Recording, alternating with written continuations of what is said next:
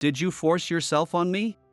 I silently nodded in response to the question from my beautiful CEO, Emily Roberts. No way, that's disgusting. Get out of my sight immediately. She shouted at and insulted me. I was thrown out of the hospital room. I never imagined that saving a life would make me so hated. A few days later, I was called to Ms. Roberts' office, where she glared at me from her desk. You don't think you can get away with what you did, do you? How do you plan to take responsibility? I understand. I'll take responsibility and quit. Please fire me. Suddenly, Ms. Roberts appeared flustered. My name is Mike.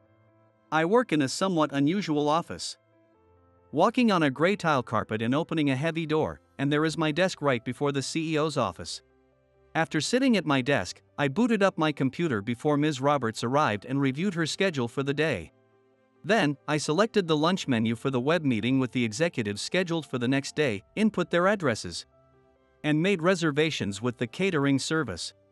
I also contacted an IT company to confirm next week's consultation appointment. Yes, my job is a secretary. A personal secretary to the CEO, to be precise. It might seem odd for a man to be a CEO's secretary, but it's becoming more common in companies nowadays. Generally, a secretary's job is to support the executive comprehensively. In the public sector, this might be a career path to promotion. But in the private sector, that's not the case. Excuse me. There was a knock on the door. After I called out, a female staff member from the secretarial department entered, saying the ordered business cards had arrived. She placed Ms. Roberts and my business cards on the desk and left the room. I took some of my business cards and set them in my card holder. Mike Williams, Secretarial Department. The title still doesn't feel quite right. If I were a political secretary, like a chief of staff or senior secretary, I could be proud. But as a mere secretary in a private company? There's nothing to boast about. However, given my personality, I prefer supporting others from the background rather than standing out, so this role suits me. Good morning. Good morning, Ms. Roberts. She is the CEO of this company, Emily Roberts, a beautiful woman. What's today's schedule? Yes. At 10 a.m., there's a meeting with George from Continent Trading. At 1 p.m., there's a web lunch meeting with Mr. Smith, the director of the Western Division, and at 4 p.m. I informed Ms. Roberts of her schedule and served her coffee at her desk. You're only good at making coffee. Thank you. Such small teases from her were expected. I've already gotten used to her personality. I returned to my desk and started preparing the presentation materials for the event Ms. Roberts would be speaking at over the weekend. As a child, I preferred drawing and playing house with the neighborhood girls inside rather than playing outside. My father wanted to play baseball or soccer with me, but I preferred baking cookies and cooking with my mother, which disappointed him. My reserved nature meant I didn't stand out, but I always helped classmates with chores and tasks they disliked without complaining. My meticulous nature made me a reliable person to my teachers and classmates because I always completed their requests perfectly. By high school, I had developed a knack for observing my peers and predicting potential trouble. Advising classmates and listening to the girls' concerns, I became known as a considerate person by the time I graduated. Mike, you have such high girl skills. If you were a girl, I'd totally marry you.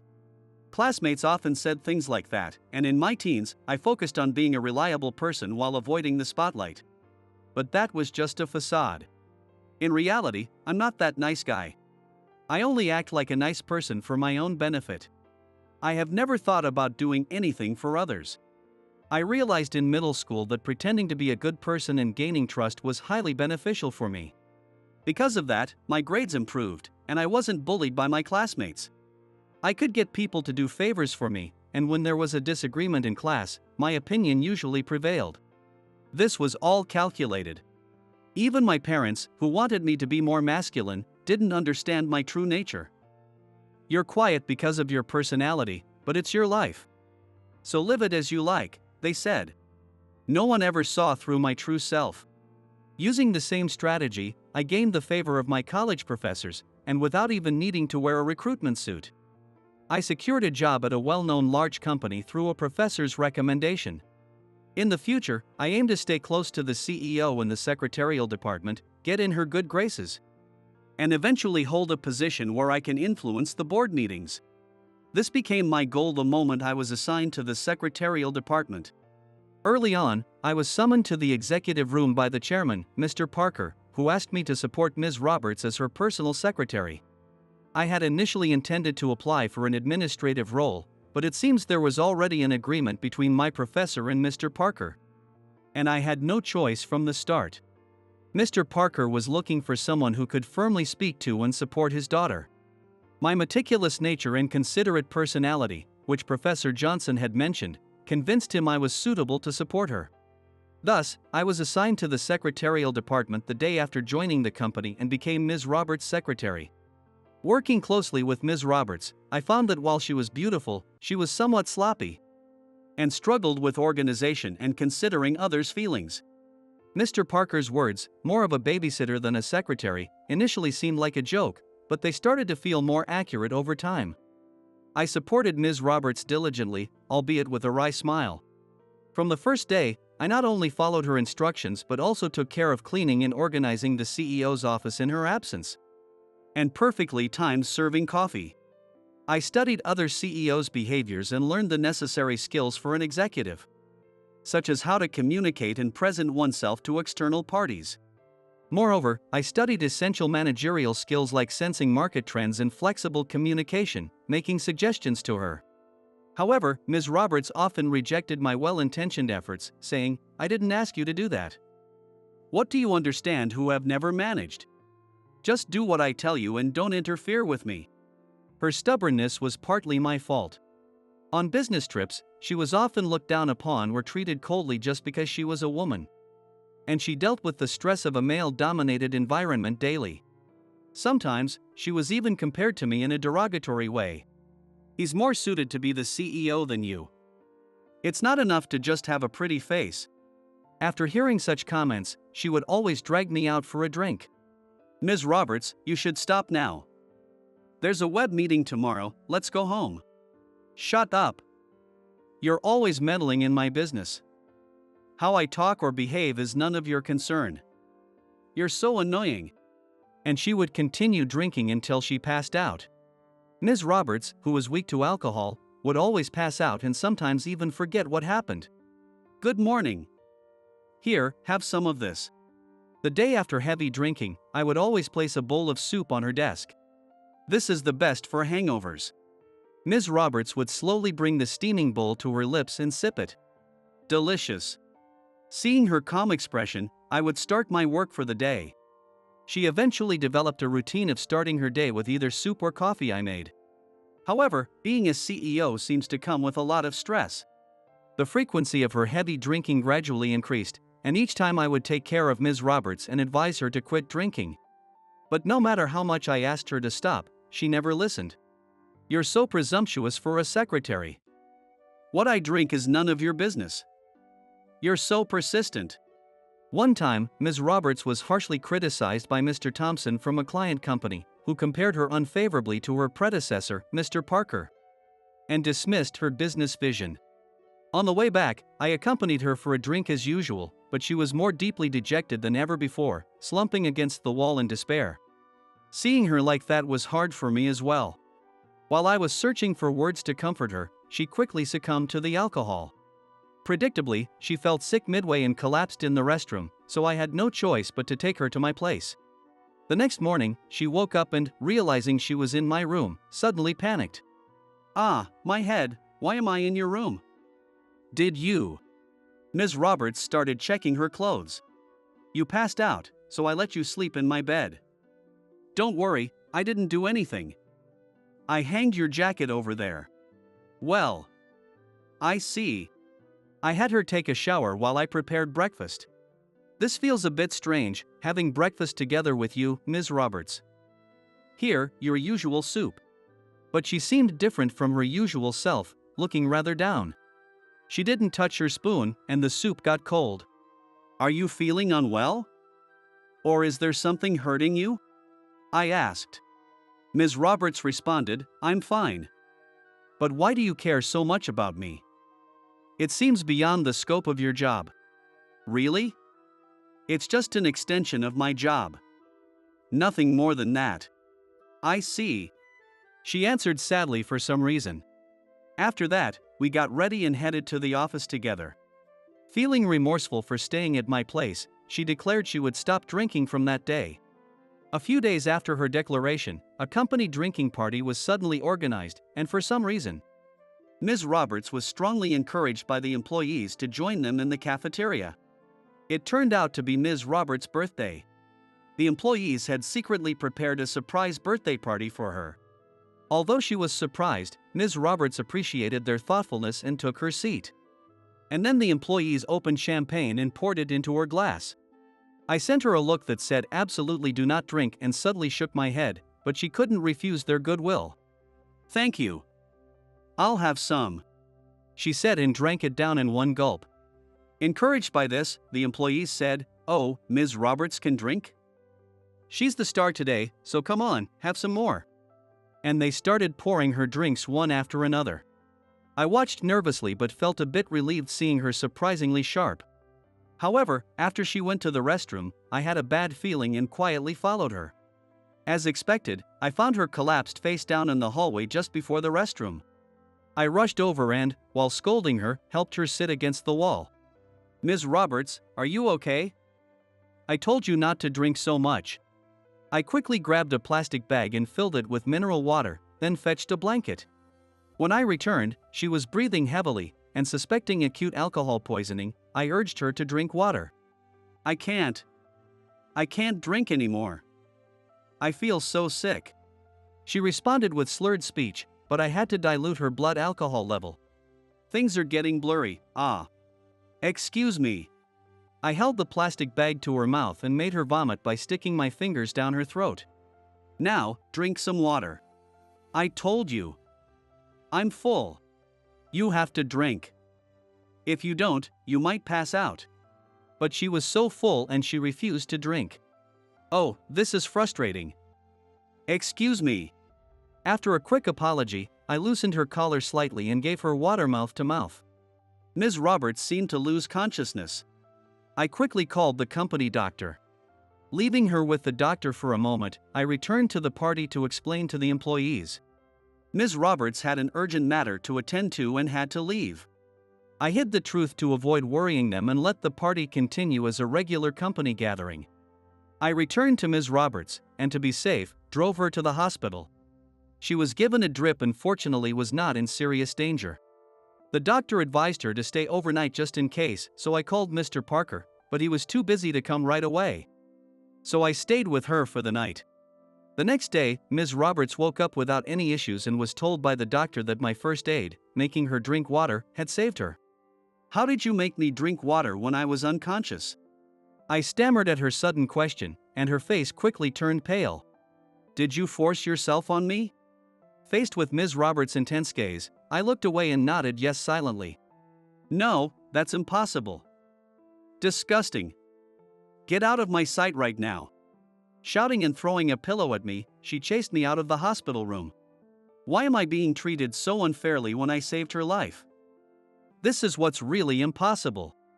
I muttered angrily to myself as I quietly left. A few days later, Ms. Roberts was discharged and went on a 3-day business trip, leaving me on standby at home. Mr. James prefers lighter meals than this menu.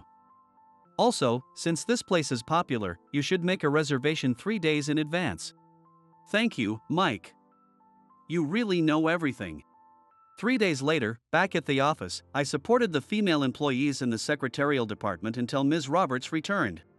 In the afternoon, I was summoned to the CEO's office. When I opened the door, Ms. Roberts was waiting with a stern look on her face. I stood in front of her desk and asked firmly, "What can I do for you?" After a brief silence, Ms. Roberts spoke.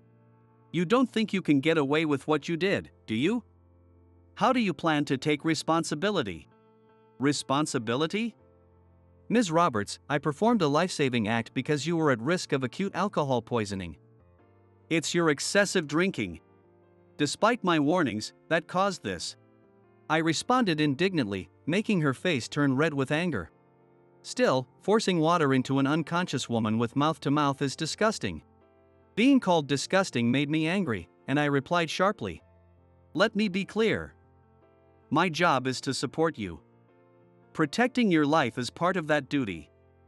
There was no other way to get you to drink water. Can you swear that's the truth? Only you know what's in your heart. You could say anything. Frustrated by her misunderstanding, I was fed up. If you can't trust me, just fire me right away. I said bitterly, although she seemed a bit flustered. She declared firmly. Fine. You're fired. Don't come in tomorrow. Are you sure? Even if I'm gone? When I asked quietly, she showed obvious agitation. There are plenty of secretaries. You're not special. Don't be conceited. All right then, thank you for everything. I turned around and reached for the door handle. Wait. You're fired starting tomorrow. Do your job properly today. Stopping by the door, I returned to my desk without meeting her eyes and started working. After 5 p.m., I finished the handover notes for my successor, completed some meeting materials for the week, and attached Ms. Roberts' schedule for the month before shutting down my computer. Then, I approached her desk and spoke softly. Ms. Roberts, today is my last day. But I have one last thing to say. She looked up at me with a slightly tense expression. When you feel belittled because of your youth or gender, take a breath before speaking. You tend to get emotional. So be particularly careful about that. I placed her usual coffee on the desk. I've documented how to make this coffee and how to interact with clients in the handover notes, so please rest assured. After saying that, I thanked her and opened the heavy door. As I closed the door, I glanced back and saw Ms. Roberts standing up, looking like she wanted to say something. But I quietly closed the door and left the company. After quitting, I felt a sense of loss and lethargy, spending my days idly at home. One day, I received a call from my successor. It seemed there was trouble with Continent Trading, and the contract was on the verge of being cancelled. Ms. Roberts is doing her best, but Mr. Thompson won't budge. The executives keep telling me to consult with you. I'm not an employee at the company anymore. You need to support Ms. Roberts properly. I retorted, but the secretary pleaded desperately. I can't do it. Ms. Roberts wants you back. She always looks at the coffee cup you gave her, looking lonely. She's surely thinking of you. I listened silently to the secretary's words. The client, Mr. Thompson, insists that Ms. Roberts attend the meeting alone. As a secretary, I don't know what to do. But I cut off the secretary's rambling call and lay back on the couch. What happens to her is none of my concern. I'm not involved anymore. Really not. Trying to convince myself of that, I lay on the bed and closed my eyes, but the image of Ms. Roberts working so hard still came to mind. Being underestimated as a young woman, treated like a child, and striving desperately to prevent unfavorable contracts. Why do I keep thinking about her? Why am I thinking about her so much when I never worked for her sake? Continent Trading. Wait. Mr. Thompson, that must be it. I called the secretary back and asked for the date and time of the meeting, making some preparations. On the day of the meeting, I arrived at a certain restaurant. This was a secluded, quiet place in the mountains, often used for hosting important clients. I timed my entrance carefully. I made eye contact with the familiar owner and was led to a specific room. When I reached the room, I dismissed the owner and slowly opened the sliding door. As expected, Ms. Roberts, drunk and unable to stand, was being held by Mr. Thompson. What the hell are you doing here? Nice to see you again, Mr. Thompson. I'm Mike. What are you doing here? This meeting is supposed to be private. Mr. Thompson, already red-faced from drinking, shouted even more angrily. Ms. Roberts is too drunk to negotiate properly. I've brought someone else to join us. With that, I invited into the room Tom, the chairman of Continent Trading, and Mr. Parker. Both of them frowned as they looked down at Mr. Thompson. Tom and Mr. Parker. Dad. Ms. Roberts, still dazed, saw her father approach with a smile. Mr. Thompson, I'm sorry to show you our top executive in such a state. Thank you for looking after her. Mr. Parker's tone was gentle, but his face, deeply furrowed with anger, glared at Mr. Thompson. Well, she just drank a little too much and got dizzy. Mr. Thompson stammered, clearly panicked. Mr. Tom then shouted, disgraceful, and promised to contact us later, before leading Mr. Thompson out of the room. Left with the three of us, there was a moment of silence before Mr. Parker spoke up. It's disgraceful for a leader to show such a pathetic display. I'm sorry. I was offered alcohol and couldn't refuse. With Mr. Thompson gone, Ms. Roberts, now relieved, slumped against the wall. Mr. Thompson has been targeting Ms. Roberts for a while, waiting for an opportunity like this. He used this trouble to make his move. I explained, and Ms. Roberts, realizing how easily she was tricked, hung her head in regret. But she was safe. Feeling relieved, I decided to go home. I'll be taking my leave now, I said, and headed to the door when Ms. Roberts called out to me. Wait. I still have something to say. Stopped by her, I turned around to see Ms. Roberts struggling to sit upright. I appreciate what you did today. I'm allowing you to return to the company. Please come back as my secretary. No, I decline. What? Why? I'm saying you can come back. I finally expressed what I'd been holding back. I'd been supporting you as an executive, more than just an ordinary secretary. But you never listened to anything I said. Ms. Roberts, with a solemn expression, listened to me intently as I spoke. I might have been harsh at times, but it was because I wanted you to become a strong leader. That's why I said tough things. At some point, I found myself emotionally pouring out my feelings to her. Even when it came to making coffee, I always tried to prepare it in a way that would help you feel a bit calmer. But you never understood my feelings. That's not true. I knew you were doing so much for me, Mike, but I just couldn't say it. I couldn't say thank you.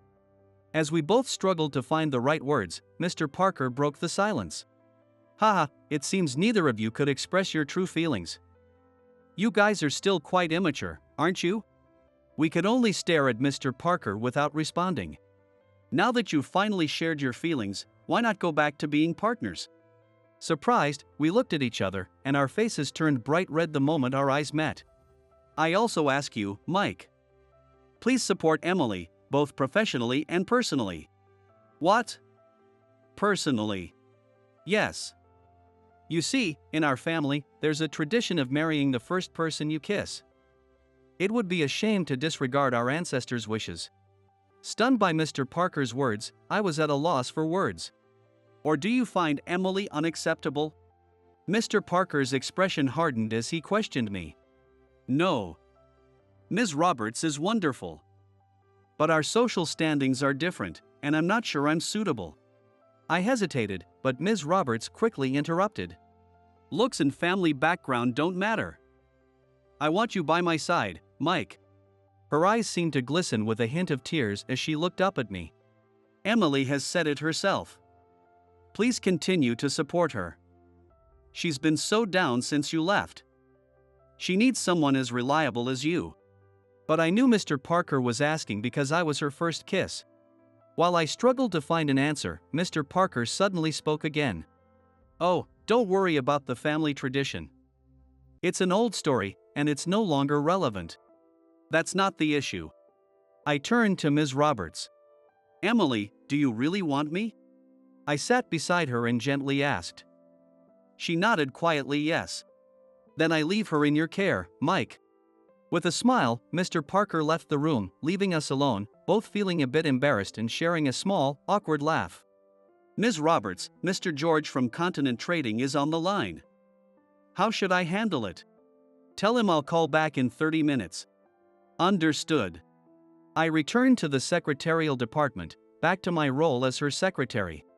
Continent Trading had changed their CEO, with a new female CEO from the UK. The chairman of Continent Trading arranged a meeting to introduce the new CEO and apologize for the previous incident, scheduled for tomorrow. Continuing my duties as a secretary, I requested to remain as the CEO's personal secretary, as before. This time, it wasn't to infiltrate the core of the company, but for a different purpose. I'll listen to your advice from now on, but please don't be too harsh. No, you've grown enough as an executive. There's nothing more I need to advise you on. Then why did you ask to stay as my secretary? She blinked in surprise. Well, no particular reason. I just want to keep an eye on any shady characters who might approach you. That's the enough reason. I'm glad to know you care about me. Now that no one's around, can you call me by my name? Since we started dating, Emily had become quite affectionate, perhaps because she had never had anyone to lean on before. This is the office, so we need to be professional. Hey, wait. All right. But you have to make me soup every morning. Emily's newfound affectionate personality made me a bit uneasy. But as she wrapped her arms around my neck from behind, I resolved to support her wholeheartedly from now on. You're banned from the culinary world. Not long ago, I was celebrated as a young prodigy chef who achieved 3 Michelin stars faster than anyone in history. But now, I'm living a life of downfall due to false accusations. I never intended to step into a kitchen again, but I couldn't ignore the SOS from the beautiful manager I met at the inn, pleading, "Please, help us." So here I was, back in the kitchen once again. Little did I know that this decision would set my halted fate back into motion. My name is Alex Brown. In my early 30s, I won a top prize in an international cooking contest and was hailed as a young genius chef, frequently featured in the media. My cookbooks became bestsellers, I was welcomed as the head chef at a top hotel, and I cooked for VIPs abroad multiple times. After working at the hotel for 3 years, I opened my own restaurant. Naturally, the restaurant thrived and earned Michelin stars.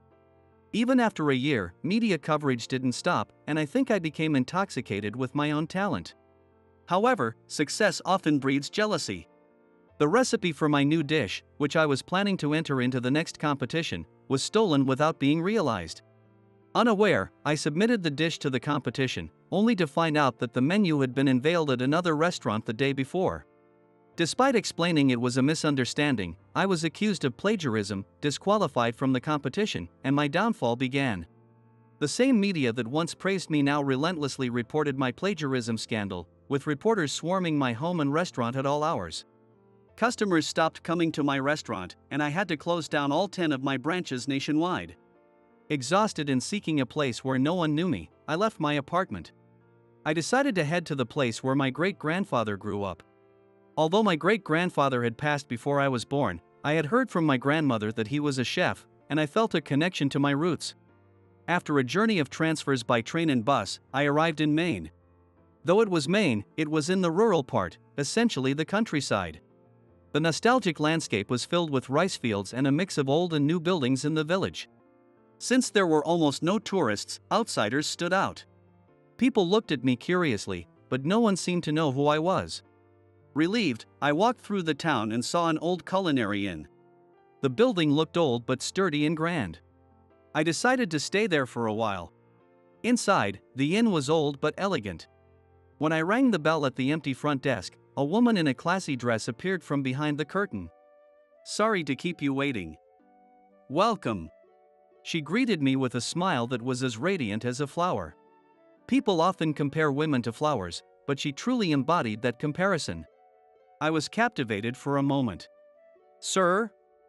Is something wrong?" Her words brought me back to reality. "Sorry, do you have a room available starting today?" She probably thought I was strange. My gaze naturally lowered. Then my eyes caught her delicate, fair fingers. Her modestly manicured fingers had no ring. She looked to be in her early 30s. Was she single despite her beauty at this age? My heart started pounding. "How long will you be staying?" Her voice suddenly brought me back to the present. "How long will you be staying?" She repeated the same question. "Sorry, I haven't decided yet," I said. She seemed to understand. "Understood. For long-term stays, we settle the bill weekly." "Is that acceptable?" "Of course, that's fine." After settling the bill for the first week, the woman loaded my luggage onto a cart. "Sorry for the late introduction. I am the manager of this inn, my name is Ashley." She led the way and introduced herself. "Nice to meet you, Ashley." When we reached the room, Ashley made coffee for me. Her graceful movements were mesmerizing. I couldn't take my eyes off her. It makes me nervous when you stare at me like that. With a slightly troubled smile, Ashley served the coffee and sweets. Sorry, I was captivated by your elegant movements. Oh, I'm sure you're quite popular with the ladies, Mr. Brown. Ashley chuckled as she placed the coffee on the table. She was probably used to receiving such advances. She brushed it off smoothly. The thought that she might have seen it as a come-on made me feel incredibly embarrassed. Our inn takes pride in its cuisine. We have fresh ingredients and our head chef is very skilled, so please look forward to it. Let us know if you have any food preferences or allergies. With that, Ashley left the room. A few days later. As Ashley had mentioned on the first day, the food at the inn was quite good. This inn is really thriving. Everyone always seems busy, I said to one of the waitresses who came to serve me. It seemed to be frequently used by locals for celebrations and memorial services. She replied, "We've been fortunate to have the support of locals since the previous owner," but then her voice trailed off. The reason was that the head chef had recently changed. Then the waitress quickly excused herself and left. One day, as usual, I had a spa all to myself and was thinking, this is bliss. On my way back to my room when I passed some guests who had just finished their meal. The snippets of their conversation caught my attention. It's not bad, but the food's quality has dropped. Well, Kevin's cooking was exceptional. Indeed, the menu is quite repetitive now. It appeared that the former head chef, Kevin, had been highly regarded. And many guests now stayed out of loyalty despite feeling the current chef's cooking wasn't up to par. Even though I intended to leave the culinary world behind, such comments piqued my curiosity about the previous chef's cooking. The former head chef, huh? My murmured words made Ashley, who was walking toward me, stop in her tracks. Oh, Ashley. Seeing her suddenly stop, I called out to Ashley. The former head chef was my father.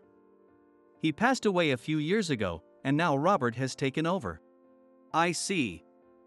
I overheard some guests saying Kevin's cooking was exceptional, so I was curious about what kind of food your father made. Ashley blinked a few times. Are you interested in cooking, Mr. Brown? No, I'm more of a specialist in eating. I dodged the question casually. If it got out that I could cook, it might lead to more trouble. Are you enjoying the food here? It's delicious. But don't you think it's time to stop calling me Mr. Brown? When I suggested this, Ashley looked puzzled. Is there a problem with it? Well, I've been staying here for a week now, and this inn is starting to feel like home to me. Being called Mr. Brown feels a bit too formal. Ashley thought about it for a moment. Then, how about Alex? That sounds good. I agreed, feeling satisfied.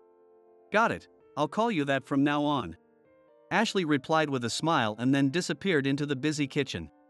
I've been in this town for a week, and with nothing much to do, walking has become my daily routine.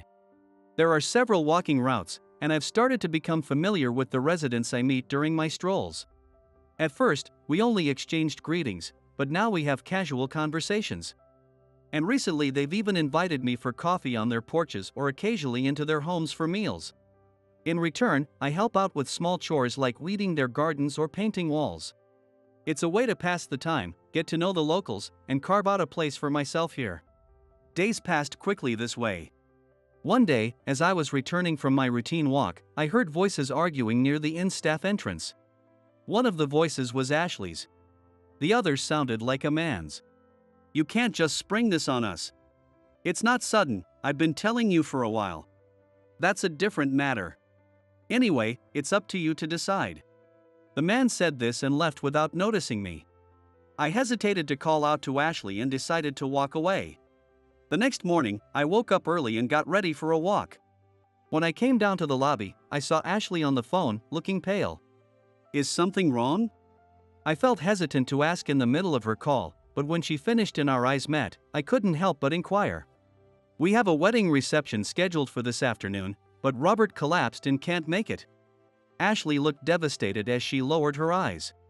Ashley, the ingredients for today have arrived. Please accept them for now. I'm going to see Robert. It seemed the staff were quite panicked. I'm sorry to pry, but did Robert have a sudden illness? He says he collapsed, but in reality, it seems I upset him. Anyway, I need to go convince him. I grabbed Ashley's arm to stop her as she was about to leave. I had a gut feeling that letting her go wasn't the right move. It was just an instinct. Today's reception is hosted by a prominent local family. If we can't serve the food, not only will we have to pay a large cancellation fee, but we might not be able to continue running this in here. It would affect not just me, but all our employees. Ashley tried to pull her arm away. Can you let me handle the cooking for the reception? That's impossible. You're not even a chef. She looked at me in disbelief. I may not be a chef now, but I used to be one. Ashley looked stunned. You were a chef? I left the profession before coming here. I even worked in a hotel kitchen, so I think I can help. She bit her lip hard. Please help us. With that, she led me to the kitchen. I started by checking the ingredients. Although my specialty isn't the local cuisine of this region, as a professional, I have a good grasp of various culinary styles. I excel at creating fusion dishes that combine with local foods. Leave it to me. As I looked over the ingredients, I began giving directions to the kitchen staff. At first, they seemed bewildered that a mere guest was taking charge, but Ashley's words, "Everyone, follow Alex's instructions," got them moving. We didn't have much time before the reception. I checked what was missing, gathered what we needed, and proceeded to cook the dishes in the order they would be served. That's amazing. Who is that guy? I don't really know what his title is. I could hear the surprised voices of the staff and Ashley talking about me. But this was not the time for that. I was driven solely by the desire to help Ashley. The preparations went smoothly, and the reception started as planned. In both the kitchen and the dining area, everyone was running around like a storm. I kept cooking, wiping the sweat from my forehead. It was a long-lost feeling of being completely absorbed in the cooking. Dessert is ready. With that announcement, the tension in my body finally eased. I didn't know how things were going in the banquet hall, but at least we had made it this far without any complaints. As I let out a sigh and was about to take off my apron, a staff member in charge of serving rushed into the kitchen, saying, "The guests are asking to see today's head chef." I froze. Was there something wrong with the food? I quickly tidied up my appearance and stepped out of the kitchen, where Ashley was waiting for me. This way. The guests were very pleased and would like to thank the head chef personally. Oh, that's a relief. I felt all the tension leave my body. I smiled and faced the man who was the host of today's event, a prominent local figure. The food today was excellent. Are you the new head chef here? I recognized the elderly man. He was the chairman of a leading construction machinery manufacturer, known even outside the industry. His nephew had recently made his debut in politics. No wonder Ashley was so desperate. They were a well-known family in this rural area. I had met him once at a VIP party when I was working in a hotel kitchen. It was just a brief greeting a few years ago, so he probably didn't remember me. I'm honored by your compliments. Well, really, this is the second time I've had such delicious food. The first was at a party a few years ago. Today was an important occasion to celebrate my nephew's wedding locally. Thank you for the wonderful meal. Mr. Johnson joyfully grabbed my hand and shook it vigorously. His genuine words stirred something within me. When your father ran this place, we often used it. After his unfortunate passing, I heard the inn was struggling, but with a chef like you, it should be fine. I'll definitely come back for a meal privately. He then turned to Ashley, looking very satisfied. Thank you. It's an honor to be a part of the memorable wedding reception for your nephew. With that, the reception ended smoothly, and Ashley and I, along with the other staff, saw the guests off. Thank you so much for today. Thanks to you, we were able to keep the inn from closing. Ashley appreciated me deeply. I'm just glad I could help. Still, I was surprised. I didn't know you were the chef of a Michelin 3 stars restaurant. I'm a former chef. I'm not in the business anymore. Ashley looked down, seemingly lost in thought. What's wrong? She started speaking hesitantly, avoiding eye contact. I saw you in the kitchen, Alex, and you looked so alive, so happy. It was clear how much you love cooking. Oh, thank you. Not knowing how to respond, I could only say that before Ashley said goodnight and quickly left. The next day, having returned from tentative head chef to just a guest, I spent the day leisurely, as if yesterday had been a dream. I had a spa again, and after a refreshing soak, I returned to my room to find Ashley preparing dinner. Thank you so much for yesterday. Not at all. It was a great experience for me to manage the kitchen and receive such appreciation from the guests after so long. So, is Robert coming back? Ashley paused for a moment. I still haven't been able to contact Robert. But the menu for the guests' meals is planned out for the next month, so we should be fine. It seemed she thought I was worried about my own meals. What about events like banquets or dinner parties, like yesterday? Ashley's face clouded over. If Robert doesn't come back, would it be alright if I filled in? Ashley looked up quickly at my suggestion. If it's not too much trouble for you. No, really, I'm happy to help if I can. Her happiness was so evident that it made me a little embarrassed. If you could help out at the inn, Alex, it would be wonderful. I thought it might be presumptuous of me to offer, so I was hesitant to bring it up. Me too. I wanted to ask, but I thought it would be too forward, so I didn't say anything. We both looked at each other and laughed. It felt good to be relied upon by Ashley. As I enjoyed the last bit of hospitality as a guest, I watched Ashley smile. Just as we were talking, another attendant arrived. Ashley, there's an urgent call for you. I'll be right there. Please take over for me. Ashley stood up, entrusted my service to the attendant, and left. Seems like things are busy. After yesterday, Mr. Johnson, the guest from yesterday, praised our inn's cuisine highly. We've been getting several inquiries from afar about hosting meals and banquets here. The front desk staff are thrilled but overwhelmed. It appeared the staff were unaware of Robert's absence. I decided to keep quiet about it. More importantly, it looked like things were going to get busier. That night, I went to bed thinking about new menu ideas. I realized I loved cooking more than I thought. The next day, I was welcomed into the kitchen by the staff. The following days were a whirlwind.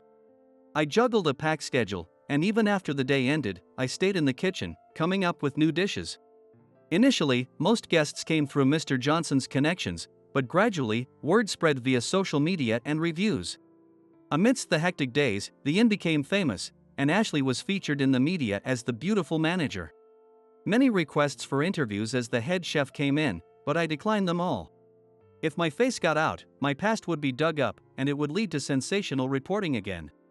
That could bring trouble to the inn that was just starting to thrive. I wanted to remain behind the scenes, supporting Ashley. Ashley, not being very media savvy herself, generally declined interviews and stepped in for me when necessary. I built good relationships with the staff and grew closer to Ashley, finding my place here. Alex, you finally have a day off tomorrow. We had planned to go shopping together for the first time in 2 weeks. Sorry for not giving you any breaks. It's all right. Working with you is enjoyable, Ashley. I enjoy working with you too, but a day off is different, right? There's no event tomorrow, and the assistant manager will handle the guests. So you can take it easy. Seeing Ashley so excited made me feel happy too. The next day, as we were heading to the employee entrance to go out, I saw a familiar man waiting. Did you think you could take over the head chef position so easily? It was Robert, the head chef who had been out of contact. What do you want now? You've been unreachable. Ashley retorted sharply to Robert. You're the one who abandoned your job, and Alex stepped in to help us. There's no place for you at this inn anymore. You're being deceived by this man. If you keep him here, he'll bring the whole inn down. With that, Robert thrust a tabloid magazine at Ashley, open to a specific page. Where did you get this? It was an article about the plagiarism scandal that had led me to quit being a chef. No matter how much I insisted it was a lie, the media wouldn't stop, and I was branded as a dishonest chef who stole recipes. I didn't want to be in the spotlight anymore, I just wanted to use my skills for the people I cared about and live quietly. Now, my secret was revealed to the one person who I didn't want to know. I don't believe such an article. Alex doesn't need to steal anyone's recipes. Ashley said confidently to Robert. I was stunned by her unwavering trust in me. The truth doesn't matter. The public believes it. Isn't that enough? If you stay with this guy, the inn's reputation will suffer. Fire him and let me come back. When Robert tried to grab Ashley's hand, I instinctively swatted it away. What are you doing? Can't handle the truth, so you resort to violence? Regardless of my situation, a chef who abandons the kitchen isn't much of a chef. Don't you love cooking? Don't you have any pride as a chef? Robert burst into laughter. He clutched his stomach as if he couldn't contain his amusement. Love cooking? Hearing a famous chef say something so naive is hilarious. Get real. He reached for Ashley's hand again, but this time she shook it off and moved behind me. I already rejected your proposal. Leave me alone. She peeked over my shoulder, glaring at Robert with genuine disgust. I was going to handle this quietly, but if that's your attitude, I'll spread this all over the media and social networks. Disgraced chef working as head chef here. You'll be ruined. Go ahead, do as you like. Alex's cooking speaks for itself. Those who appreciate it will know the truth. We won't be defeated by your threats. Ashley responded defiantly, making me laugh. Why are you laughing, Alex? Being with you makes my past seem unimportant. The tense atmosphere suddenly lightened. Sure, spread it all over the media or social media. I'll just keep making food that people love. Let's go, Ashley. Wait, we're not done here. Robert was interrupted by another voice. A lowly chef like you trying to ruin his future? Know your place. The voice was commanding and filled with anger, making us stop in our tracks. It was Mr. Johnson. Mr. Johnson? Why are you here? Your cooking reminded me. The dish that moved me at a party years ago, that was you, wasn't it? You remember that? Mr. Johnson smiled at me, then turned to Robert with a stern expression. I did some investigating. You were an assistant on the rival team in that competition.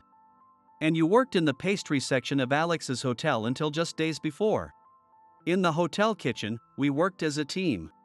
Since the pastry section handled desserts, their kitchen was separated. As I was in charge of main dishes, I didn't even know Robert worked there. Were you in the same workplace? I also spoke to your former colleagues. My guess is that you stole the recipe and gave it to the rival team, didn't you? Robert started trembling. I'm a fan of his cooking. I'll keep investigating to clear his name. Robert backed away as Mr. Johnson pressed him, then turned and ran off. Thank you, Mr. Johnson. No need to thank me. Being able to enjoy your cooking locally is a dream come true for me. Ashley and I appreciated Mr. Johnson deeply. After that, Robert was banished from the area. Rumor has it that he was completely expelled from the culinary world. Soon after, thanks to Mr. Johnson, my name was cleared, and the inn became incredibly successful, never short of guests. Furthermore, the inn was awarded 3 Michelin stars. After that, we started getting many international visitors, and the inn's cuisine gained worldwide recognition. On a rare day off, Ashley and I visited her father's grave. We reported the inn's success and our engagement. On the next break, we planned to visit the grave of my great-grandfather, who led me to this place. And decades later, that wedding reception was unforgettable, wasn't it? Even after 30 years, Ashley often talks about our reception. Our wedding was grand, with Mr. Johnson and his wife acting as our witnesses. The reception was held at the inn, and I, the groom, personally cooked for the guests. With you in the kitchen, I had to sit at my table alone. I know, I'm sorry about that. But cooking was the only way I could think of to show my gratitude to the guests. It's so like you, and I love it. It's still a wonderful memory. The inn we've managed for 30 years will soon be taken over by our children. After working tirelessly for so long, we're looking forward to enjoying our retirement and all the things we'll do together. High school graduate, really? Everyone in our department has a college degree, you know? When Jake, who is much younger than me, reacted with surprise, I gave a wry smile. He's fine. A beautiful voice came from behind me. In front of me, Jake's eyes widened in astonishment. I slowly turned around. There stood a beautiful woman in a pale pink suit. My name is Henry. I'm 50 years old. Today is the company's Christmas party. Though I'm not yet working at the main office. I've been working at a local subsidiary for many years, but I'm set to transfer to the main office in January. When I got the call about the transfer, Ms. Taylor, the president, suggested I attend the Christmas party. Since it was scheduled the day after my move, I agreed to attend without hesitation. Wow, it's huge. I stood hesitant in front of the large hotel where the party was being held. The Christmas party was to be a standing buffet in the hotel's grand ballroom. I timidly stepped into the hotel and headed to the reception desk. The paper I received at the reception looked like a wedding seating chart. It seemed there were tables for each department. I was assigned to the System Development Department at the main office. Alternating glances between the grand ballroom and the paper, I headed toward my table. The party was set to start at 6 p.m., but at 5:40 p.m., many people had already gathered and were chatting happily. People of all ages were having fun conversations, but I felt a bit intimidated looking at my table. Everyone looked young. They seemed to be in their 20s or 30s. Are there no people my age here yet? Feeling a bit uneasy, I approached the table, and a young man noticed me. He stared at me intently. Under his gaze, I decided to introduce myself. Excuse me. I'm Henry, set to join the System Development Department next month. Nice to meet you. When I greeted them, several people introduced themselves to me. The young colleague who had been staring at me also spoke up. I'm Jake. If you don't mind me asking, how old are you? Since he asked timidly, I confidently replied, I'm 50. Exclamations of surprise came from various places, and Jake was especially astonished. 50. You'll be the oldest in our department. Have you done something amazing? Where have you been until now? He bombarded me with questions.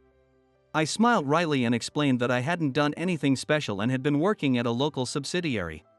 Jake frowned. Are you sure? Honestly, the workload here is intense. I studied programming all through college and worked hard in related activities. But even I struggle with the main office's work. He mentioned that he graduated from a well-known college. If such an eager young person says it's intense, it must be quite a workload. I braced myself a bit. Well, I guess an old high school graduate like me will have to work extra hard. When I said that, Jake's eyes widened. High school graduate, really? Everyone in our department has a college degree. Even our manager Mark is in his early 40s. Realizing what he had said, Jake lowered his voice. Did you maybe mess up at the subsidiary? An old high school graduate among young college graduates. Feel free to ask me anything. I'll help you out.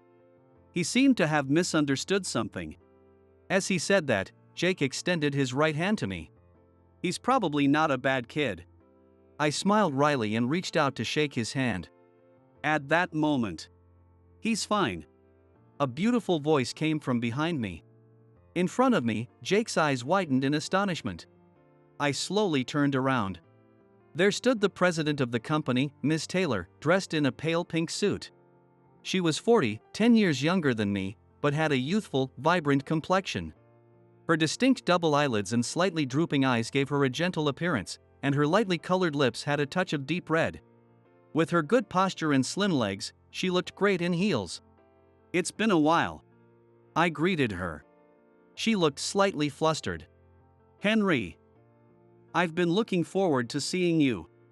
Her eyes were slightly moist. Surprised by our interaction, Jake asked for an explanation.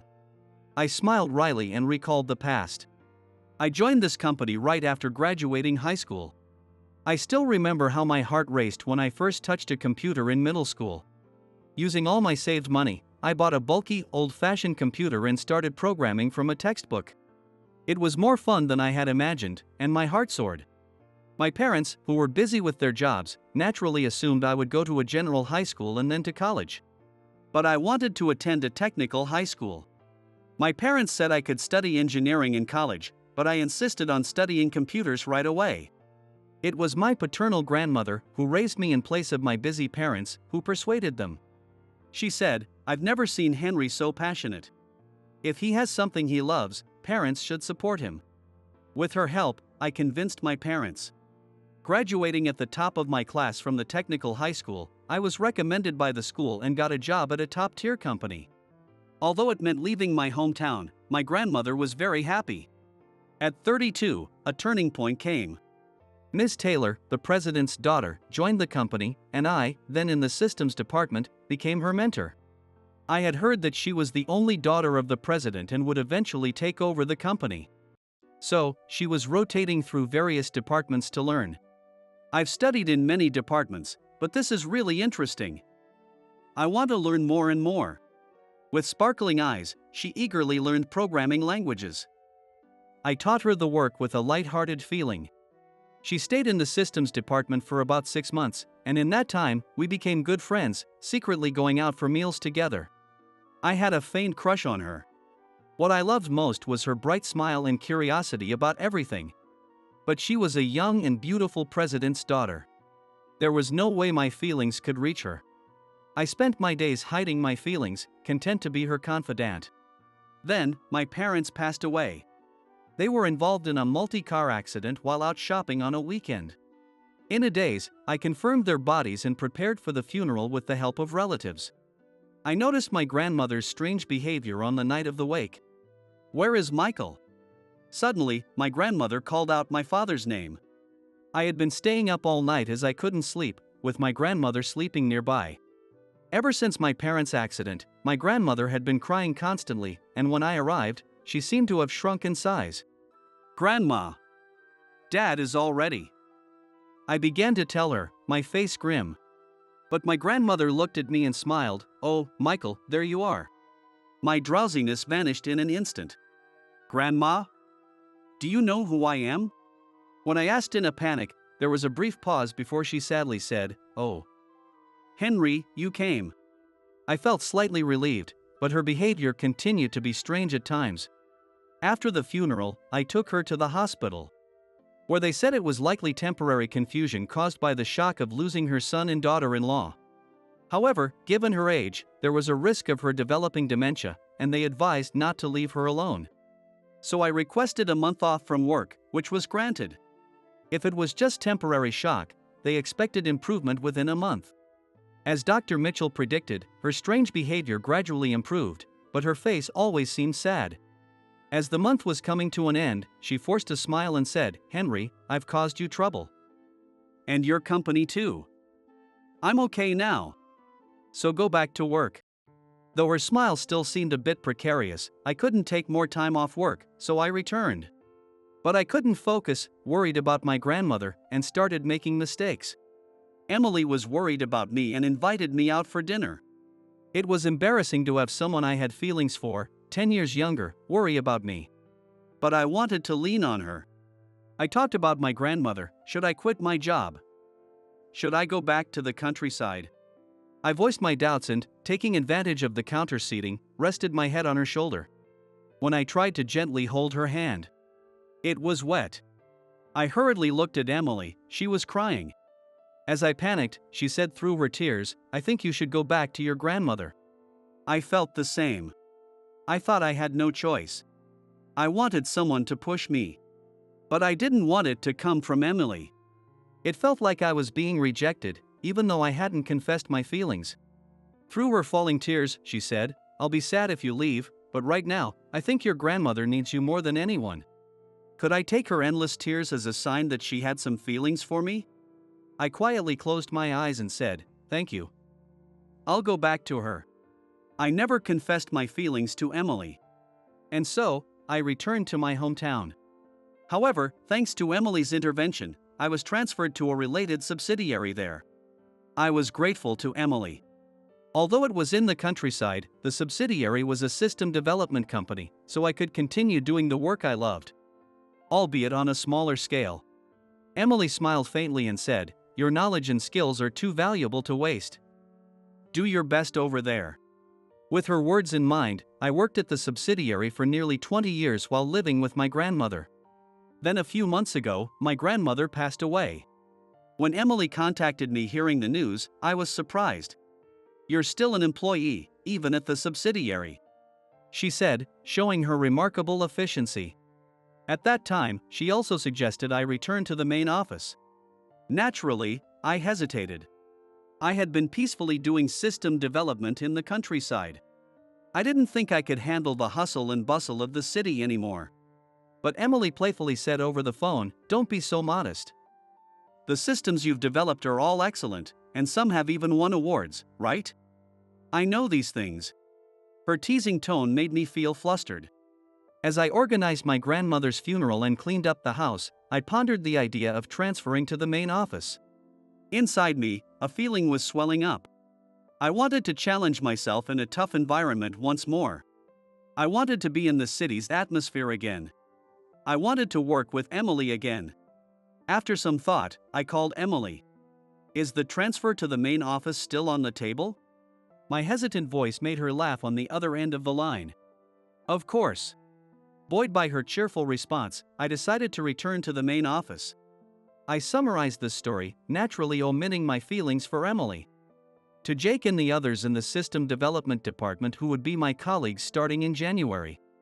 Everyone looked wide-eyed. So, unlike you guys who had privileged environments, I honed my skills in a more challenging setting. Every time a new programming language came out, I learned it desperately. "I won't lose to you youngsters yet." I said this, patting my chest. For some reason, everyone gave me a light round of applause. Looking at Emily, she raised the corner of her mouth in a grin. We planned for Henry to eventually serve as the head of the system development department. Her bombshell announcement surprised both me and my colleagues. "What about Mark?" Jake asked, confused, and Emily smiled. "Mark has always wanted to transfer to a different department. He wants to get into AI. If Henry becomes the head, we can grant Mark's wish." The right person for the right job. Both the previous president and Emily had always supported what the employees wanted to do. "Well, I have other departments to greet, so I'll be off." As she left, Emily squeezed my hand. "Henry, I look forward to working with you starting next month." With that, she left. In my hand, there was a piece of paper.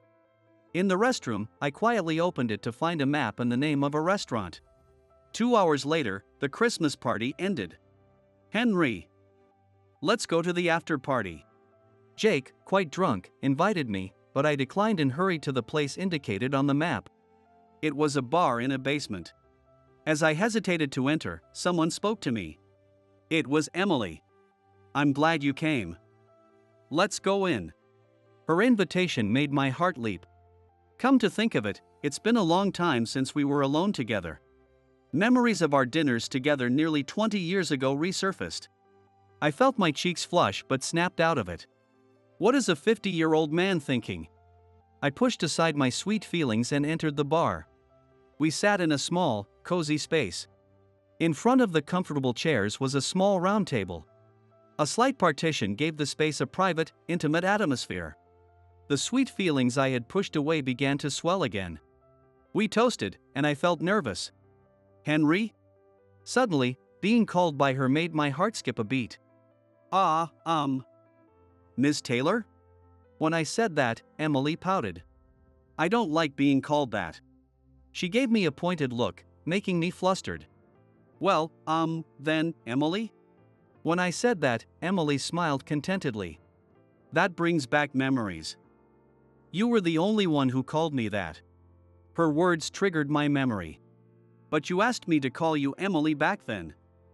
You didn't like being called by your last name or with an honorific." Defending myself with the recalled memory, Emily replied, even though I asked. "Everyone else still called me Ms. Taylor or the president's daughter. You were the only one who called me by my first name." It made me happy. Her words made me blush. Noticing my reddening face, Emily laughed. "I'm glad you came back. I've always wanted to work with you again." As she said this, she took a sip of her cocktail. The liquid she had sipped passed down her throat. It seemed oddly sensual, making me hastily gulp down my whiskey. "Tell me more about your time in the countryside," she requested, and I began recounting my life with my grandmother. At first, my grandmother felt guilty about my return, but once we started living together, her strange behavior ceased and she smiled more often. She had always been my staunch supporter. When I was lonely as a child, she would sleep beside me, and despite her age, she took me to the park. I wanted her to live a long, healthy life. I buried my lingering feelings for Emily and my desire for fulfilling work in the city. We led a peaceful, though unexciting, life. One day, my grandmother suddenly collapsed and passed away. It happened in the small garden she tended as a hobby. It was early morning, before the harsh summer sun. When I woke up lazily, my grandmother was unusually absent. She was always there to prepare breakfast. Feeling uneasy, I went to the garden and found her lying there. She had passed away as if in her sleep. According to Dr. Mitchell, it was heat stroke. Despite the cool early morning, she had become dehydrated. Dr. Mitchell said she must have lost consciousness quietly, as if falling asleep. That was my only solace. If she hadn't suffered, then it was okay. I felt surprisingly calm, perhaps because of the conversation we had the day before her death. We had a habit of drinking coffee and talking a little every night. That day, my grandmother suddenly expressed her gratitude. "Henry, thank you. I'm happy because you're here." Her sudden gratitude made me laugh to hide my embarrassment. "What's with the suddenness?" My grandmother took a sip of coffee and smiled. "When you were born, your parents were busy, and I was left with all the babysitting. I used to think every day, I can't handle this mischievous boy. But when you grew up and left for the city, I realized that you gave me a purpose. Because of you, I could live happily. When you came back, I felt guilty but also extremely happy. But Henry, I'm okay now. If you have something you want to do, go and do it. It's your life, don't have regrets." Her words made me laugh. I'm always living the way I want. I'm here because I want to be, and besides, your cooking is the best, I said, laughing it off. I wonder if she knew it was our farewell. Did she say those things so I wouldn't have any regrets? It was perfect timing. "Grandma, you are amazing." As I arranged her funeral, I looked up at the clear sky and said this with a clear voice. And now, several months have passed. Winter arrived in no time. I finished my story and downed the rest of my whiskey. Emily's eyes glistened with tears. "I'm glad, the decision we made that day was the right one," she said with a smile. "Yeah, thank you." I was able to see my grandmother off without regrets. I expressed my gratitude, and Emily narrowed her eyes. Seeing her expression, I let my true feelings slip out. But I was lonely. I missed seeing you, Emily. My words made Emily blush slightly. When I went back to the countryside, I tried not to think about you, tried not to get any information about you. However, as a subsidiary employee, I still received information about the main office. When I heard that Mr. Taylor had retired and become chairman and that Emily, still in her 30s, had become president, I couldn't help but take action. A few years ago, when Emily became president, I sent a congratulatory bouquet. Anonymously. I sent the flowers with the thought that it would be enough for them to be by her side, even if only for a moment. That was my sentiment when I sent them. Of course, it was you, Henry. Emily murmured contentedly. Of course. Emily spoke joyfully. Somehow, just somehow, when I saw that anonymous bouquet, I thought of you. I wasn't sure, so I couldn't reach out. Then, she gazed at me. Now that I think about it, thank you for the beautiful bouquet. The colors were lovely and conveyed your supportive feelings. So, look. Emily showed me her phone screen. There was the bouquet I had agonized over with the florist. The next screen showed the same flowers preserved in a glass case. As I looked confused, Emily laughed. They're called preserved flowers. They're specially processed to last a long time. I sent the flowers hoping it would be by her side even for only a moment. Those flowers I sent remain by her side even now. A warm feeling surged in my chest. When I decided to return to the countryside, there was something I couldn't say. Can I say it now? I looked directly into Emily's eyes. I loved you, Emily. And I still do. Since parting ways back then, I had never been able to let go of my feelings for Emily. And I've remained single all these years. Although, to be honest, it's also because I wasn't very popular. Emily blushed deeply. So, back then, you had feelings for me? I nodded yes in response. Emily covered her face with both hands. Thank goodness, you didn't tell me back then. Unsure of her true feelings, I stayed silent. If you had told me then, I wouldn't have been able to let you go back to your grandmother. No, I definitely couldn't have, definitely. She exhaled deeply, then removed her hands from her face and looked at me. I also have something I couldn't say back then. I loved you, Henry. And of course, I still do. Emily's confession mirrored mine. I was utterly surprised. I've always loved you, couldn't forget about you. I acted strong and arranged for you to be assigned to the subsidiary. But I truly wanted you to stay by my side and marry you. Even though I was busy with work, I turned down all the arranged marriage meetings. Because I couldn't forget about you. She explained that her parents had pressured her to marry and produce an heir. Actually, my father never insisted on keeping the company in the family. But he did want me to get married. And somehow, I've reached 40. I was beyond surprised, I was astounded. It's understandable why anyone would think that a bright, beautiful, and kind person like Emily would be someone I'd always remember fondly. But why had she kept thinking about someone as unremarkable as me? I couldn't quite grasp it. When I voiced this, Emily pouted. To me, you're my ideal man.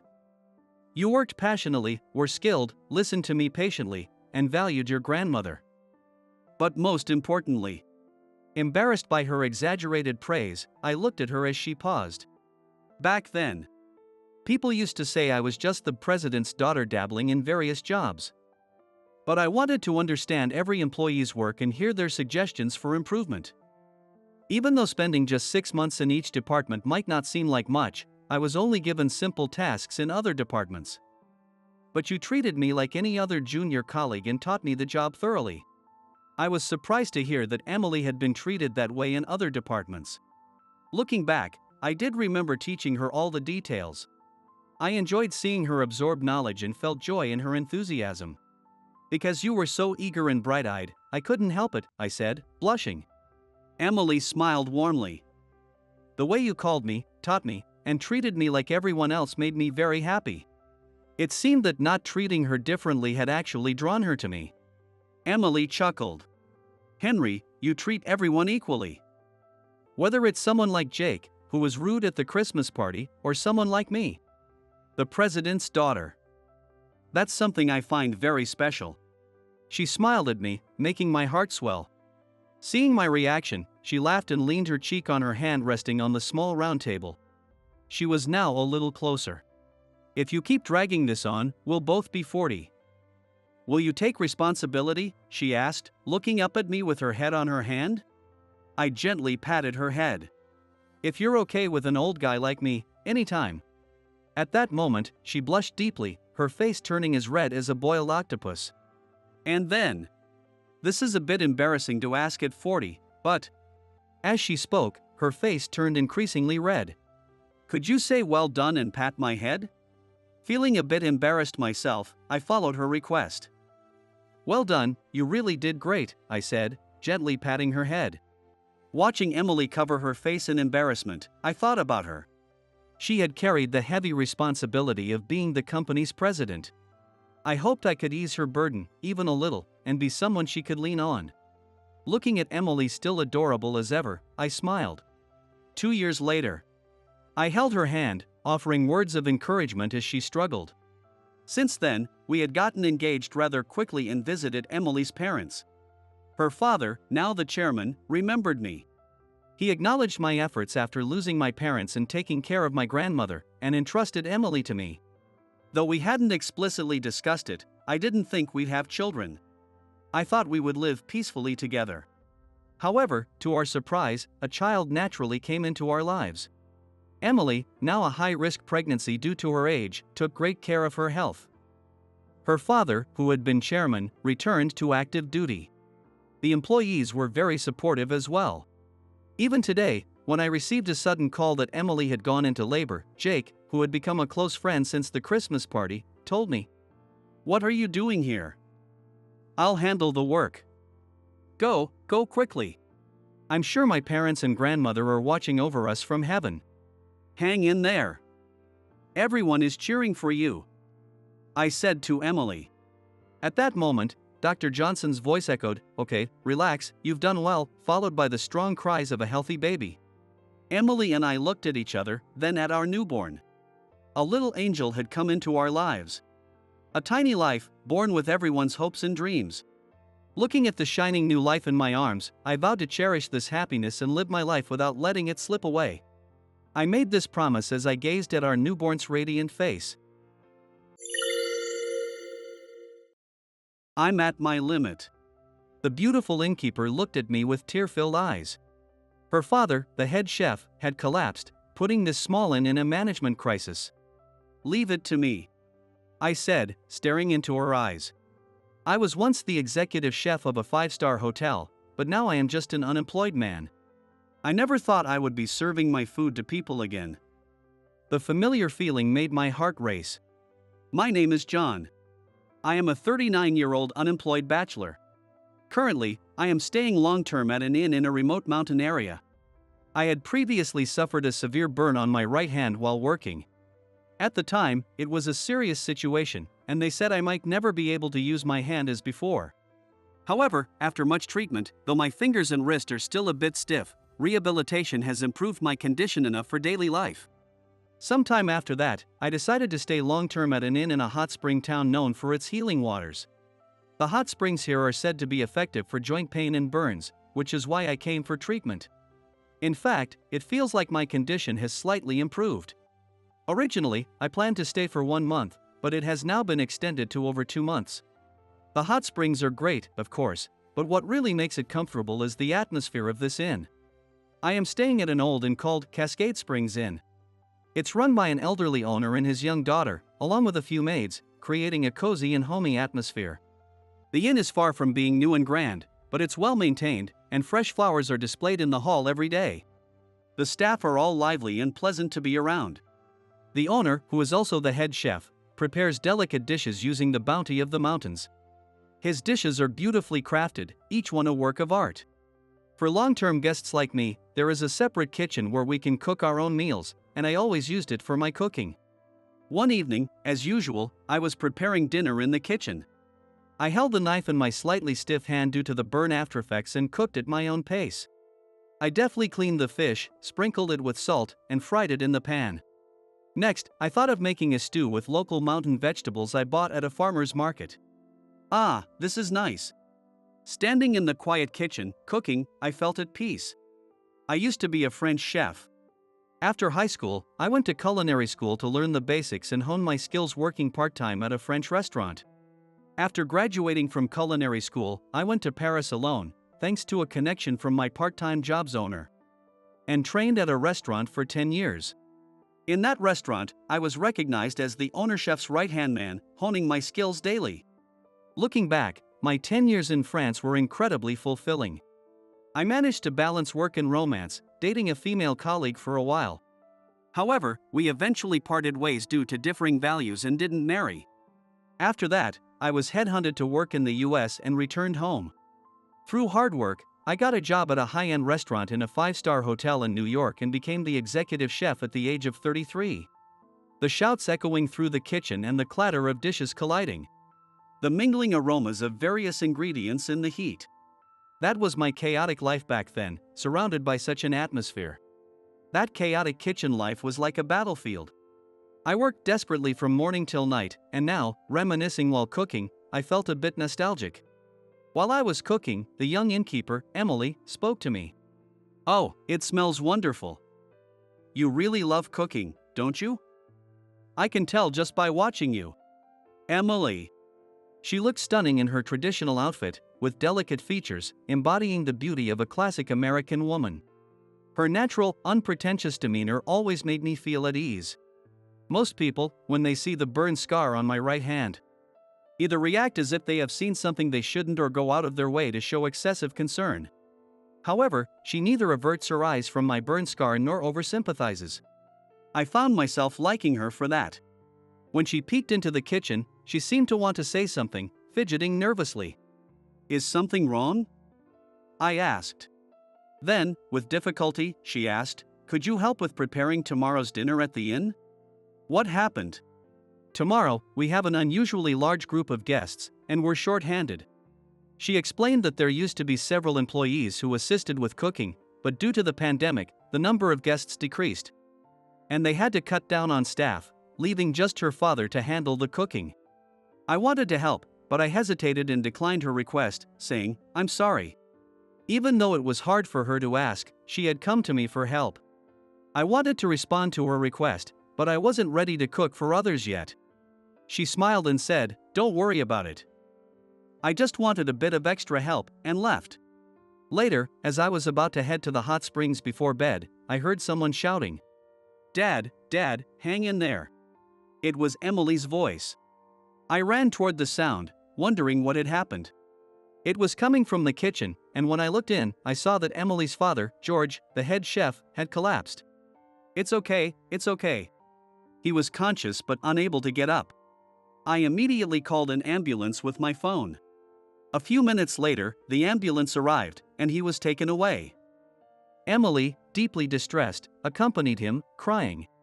The other staff, who had rushed over, looked worried. I was concerned about her and waited in the hall, reading the newspaper until she returned late at night. She walked back, exhausted. "Welcome back, Emily. How's George?" "Oh, John, he's been admitted to the hospital. They'll do more tests soon." She explained the situation weakly. Apparently, George had been unwell for some time. Her request for my help was out of concern for his health. The inn was already struggling financially, but they continued for the sake of the healing guests. "We might have to close down," she murmured, tears streaming down her face. "To accommodate the current reservations, we'll have to hire a temporary chef. But it won't be possible by tomorrow. So we'll have to ask tomorrow's guests to cancel." Looking down, she said, and I found myself saying firmly, "I know I turned you down earlier, but if it's okay, I'll help." "What?" She looked surprised. "My father and I watched you cook in the kitchen and wondered if you were a professional chef," she said. He had apparently told her, "I think he's a skilled chef." I began to tell her about my past as a French chef. Being promoted to the top at a young age brought jealousy and skepticism from those around me. That's common in any field, but I believed in my skills and worked hard to prove myself. I treated my young subordinates strictly, hoping they would grow more. However, my intentions weren't well received, leading to a toxic atmosphere in the kitchen, with some becoming mentally ill.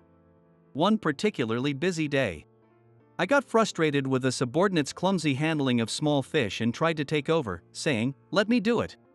In a panic, he overturned the pan, spilling hot oil on my dominant right hand, causing chaos in the kitchen. I received first aid and rushed to the hospital, but the burn was severe, leaving me with scars and limited movement in my joints. Despite surgery, my hand never fully recovered. Afterward, that subordinate, feeling responsible, said, "It's my fault. I don't know how to make it right," and quit the hotel. I also resigned without returning to work. As the executive chef, I could have continued supervising the kitchen without actually cooking. But I felt I had lost the trust of the entire kitchen staff after that incident, along with the jealousy and doubt from others. The reckless nature of my injury, the trouble it caused, and the fact that my strictness had led a young subordinate to quit, all of it led to a complete loss of confidence. I felt I could no longer hold a knife in that environment. After resigning, I traveled to various hot springs for treatment. And my aftereffects had improved to the point where they no longer affected my work. However, due to my mental state, I couldn't bring myself to return to my profession and continued to hesitate. I said to her, "This inn has been really good to me. I can't fully replace George, but I'll do my best, so please let me help. Given how you can reflect on the past objectively now, I'm sure you'll be fine, John." "Thank you," she said, smiling warmly. I went with her to check the kitchen. It seemed George had collapsed after finishing the preparations for breakfast. The typical breakfast he always made could be managed with the ingredients he had prepared, so I was somewhat relieved. However, I didn't know the dinner menu he had planned, and I would need to source the ingredients. I hadn't cooked anything but French cuisine since my days in culinary school. Now, with the unexpected challenge, I desperately thought about what I could do. The next morning, I started preparing breakfast, with Emily helping me. Not knowing where anything was, she supported me from early in the morning. Seeing us, one of the staff teased us with a grin. George always said he wanted Emily to marry a chef, they joked. Hearing that, both Emily and I blushed and fell silent. The breakfast was well received by the guests, and I was relieved. Of course, the ingredients were prepared by George. The real test would be the dinner, with no prior preparations. After the guests checked out around 10 a.m., Emily busily worked with the other staff to clean the rooms and then went to the hospital to check on George. Meanwhile, I went to the suppliers she had mentioned to get ingredients. These familiar suppliers advised me on the usual ingredients George would purchase. And I thanked them before returning to the kitchen to start the preparations. While I was working, Emily returned with George. Is he really okay? I thought he would be in the hospital for a while. I was surprised and stopped what I was doing. George, despite being stopped by the doctor and Emily, had forced his way out of the hospital on the condition that he wouldn't work. She pleaded with him to sit in the kitchen, and he said, "Let me taste it." I was making a fusion of French and local cuisine, unsure if it would suit George's palate. Nervously, I had him taste the sauce for the meat dish. After a taste, he smiled and said, "You're no ordinary chef." It turns out George had once aspired to be a French chef. However, when his parents suddenly passed away, he had to take over the inn. "With this taste, I can trust you to take over. I'll keep my mouth shut and let you do it your way." "Yes. I'll do my best," I replied. He decided he would just sit and watch. I felt grateful as Emily and the other staff took turns helping me during their breaks. What I lacked in the past was this sense of gratitude. Before I knew it, I had forgotten about the aftereffects of my injury and was busy working. I had Emily and George taste the finished dishes. He nodded in satisfaction, saying, "Good. It's delicious. I've always wanted to try your cooking," she said, smiling brightly. Soon, it was time for dinner service. Emily and the other staff who were serving the meals and greeting guests kept coming back to tell me how much everyone was enjoying my food. I sighed in relief, phew. As I was taking a moment after serving the final dessert, Emily peeked into the kitchen and asked, "I'm sorry, but there's a room that requested to meet today's chef. Could you please go?" "I'm not the head chef, just a temporary cook," I replied, not really wanting to go, but George said, "The guests who ate your food are calling for you." "I can't go." "You need to." Reluctantly, I followed Emily to the guest room. Inside were two male guests who looked at me in surprise. "John?" I didn't remember who they were, feeling a bit embarrassed. Well," I stammered. One of them said, "Sorry, I'm an editor for a gourmet magazine." "I interviewed you before." "Oh, yes, for the feature on the 5-star hotel." I finally remembered them. "But why is the executive chef of a 5-star hotel here?" they asked in amazement. I was at a loss for words. Well. When Emily, equally surprised, asked, "5-star hotel? What's going on?" Emily raised her voice in surprise next to me. They explained they were touring various inns for a feature on hot springs. "We came here because we heard great things about the head chef, and we were disappointed to hear there was a substitute. But the food was fantastic. So we asked to meet the substitute, and it turns out to be you, John. No wonder it was so good." They then eagerly asked, "Please, let us interview you." I politely declined, saying, "I'm sorry, but I'm just a temporary cook for today. Please, reconsider." They were persistent, but I finally managed to excuse myself from the room, saying, "I'm really sorry." When I stepped out with Emily, she looked a bit miffed and said, "Why didn't you tell me you were the executive chef of a 5-star hotel?" "That's not fair." I hurriedly explained, I wasn't hiding it, it just never came up. But she laughed playfully, "I'm just teasing." It shows our taste buds were right. George, who had taken a liking to me, then asked, "Why don't you stay and work here?" "I'm getting old." And this recent health scare made me seriously think about finding a successor. His offer was incredibly generous. I realized that I still wanted to see the faces of people enjoying my cooking, so I decided to work at the inn. George would occasionally help and offer advice on the inn's cuisine. "I don't care about 5 stars or whatever, but remember, I'm your senior in the local cuisine," he said with a smile. He was still lively, and that was reassuring. The 2 editors kept their promise, and nothing about my situation was published. However, word of mouth spread, and more guests started coming to the inn, having heard I was cooking there. One day, my former subordinate, who had caused the accident, visited with his wife. He now ran a French restaurant with his wife. He had heard about me from the magazine editors. "I was worried when I heard you resigned as the executive chef. It's so good to see you again," he said, tearing up. I apologized, saying, "Back then, I was only thinking about myself. I'm really sorry." From being unemployed to returning to a busy life, I sometimes felt mentally exhausted, but I could relax and rejuvenate in the inn's hot springs. It was the ultimate solace. And now, I had someone supporting me. Emily. As I continued working at the inn, we grew closer, often talking about the future of the inn.